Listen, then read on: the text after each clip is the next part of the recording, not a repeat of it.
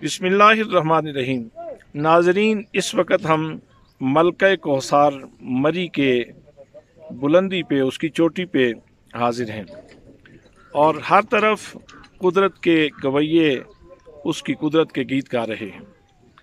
हज़रत साईं तवक्कुल शाह अम्बालवी रहमतुल्लाह ताला अलैह, आपका ज़िंदगी का ये मामूल था कि सुबह सवेरे नाश्ता करने के बाद, नमाज इशराक और चाश्त की अदायगी के बाद फिर वो बाहर निकलते और फसलों में तशरीफ़ ले जाते और परिंदों को देखकर, दरख्तों को देखकर फिर कहते, प्यार से मोहब्बत में डूब के कहते, वाह सुबहान अल्लाह, कुदरत के गवैये उसके गीत गा रहे हैं। तो मलका कौसार, इसके सर के ऊपर अल्लाह करीम ने अजीब सब्ज़े की दस्तार बांधी हुई है और हर तरफ एक रंगीनी और एक खूबसूरती का मंज़र है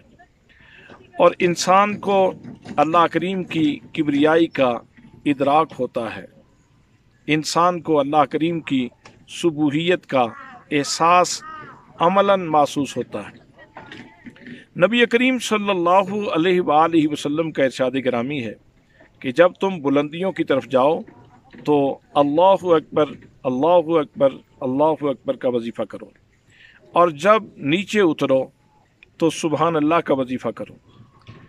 अब लोग कहते हैं कि मरी जो है ये फहाशी का अड्डा है। मैं कहता हूँ कि अगर किसी अल्लाह के बंदे की नज़र से देख लिया जाए या नबी करीम सल्लल्लाहु ताला अलैहि वसल्लम की बुलंद नज़र से और आपके फरामीन की रोशनी में